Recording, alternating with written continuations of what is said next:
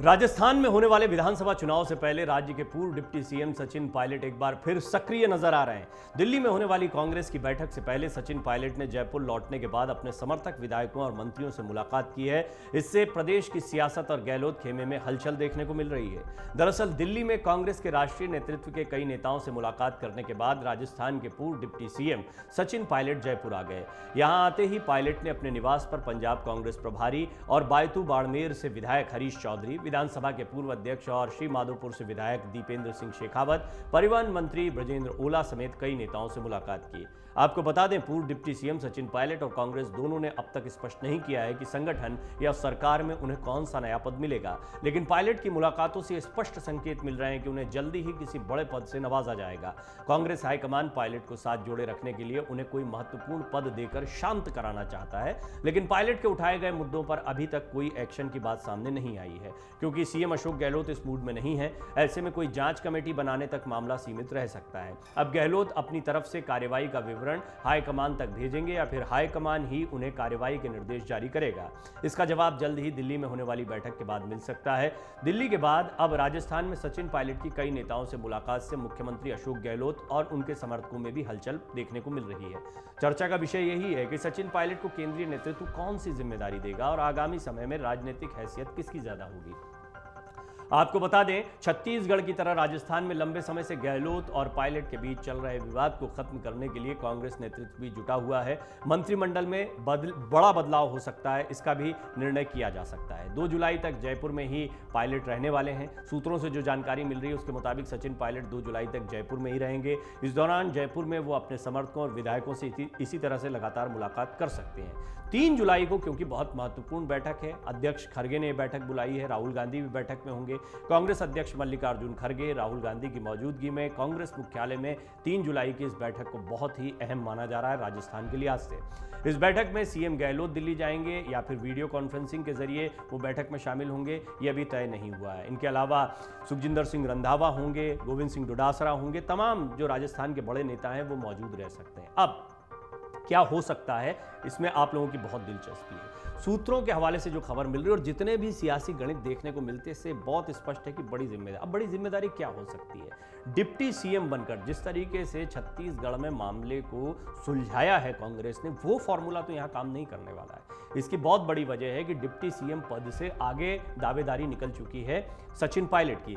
सचिन पायलट के समर्थक उनको मुख्यमंत्री बनाने की मांग करते रहे। अब एक बार फिर डिप्टी सीएम बनकर वो चुनाव के मैदान में नहीं उतरना चाहेंगे। हाँ, अगर उन्हें प्रदेश अध्यक्ष का पद दिया जाता है तो ये गरिमापूर्ण उनके लिए रहेगा। दूसरी महत्वपूर्ण बात, स्क्रीनिंग कमेटी में भी वो हेड हो सकते हैं या महत्वपूर्ण भूमिका में हो सकते हैं।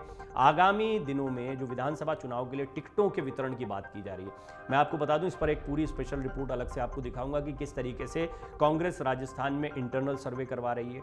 सर्वे के आधार पर जिताऊ प्रत्याशियों को टिकट देने की बात की जा रही है। युवाओं पर जोर रहने वाला है। युवाओं के लिहाज से देखा जाए तो सचिन पायलट जो हैं वो सबसे युवा नेतृत्व इस वक्त दिखाई पड़ते हैं राजस्थान में, बड़े चेहरों के लिहाज से।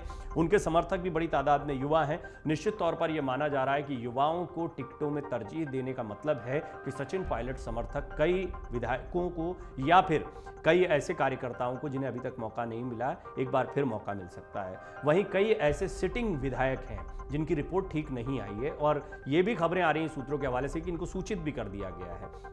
ये एक तरीके से इनको इंडिकेशन है। आपको याद होगा, इससे पहले बड़ी उम्र या 70 पार के लोगों को कहा गया था कि उन्हें खुद ही चुनाव लड़ने से मना कर देना चाहिए।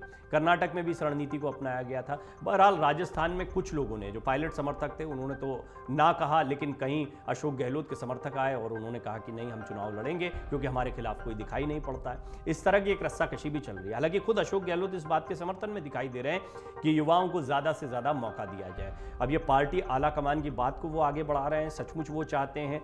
सचिन पायलट का कितना जोर चलने वाला आगामी चुनाव में, ये बहुत सारे सवाल हैं। कुल मिलाकर 2 चुनौतियां अभी कांग्रेस के सामने। पहले तो एंटी इनकम्बेंसी और रिवाज को तोड़ते हुए यदि कांग्रेस को रिपीट कराना है तो राजस्थान में चुनाव इतना आसान नहीं रहने वाला है। बीजेपी की अपनी तैयारियां हैं। बड़े बड़े नेता लगातार कार्पेट बॉम्बिंग जैसे हुई थी गुजरात में, जिस तरीके से प्रचार देखा था, राजस्थान में उसी तेजी के साथ में, चाहे प्रधानमंत्री मोदी हों, गृह मंत्री अमित शाह हों, राष्ट्रीय अध्यक्ष जेपी नड्डा हों, लगातार रैलियां कर रहे हैं, जनसभाएं कर रहे हैं, अलग अलग जगहों पर लोगों के बीच में जा रहे हैं।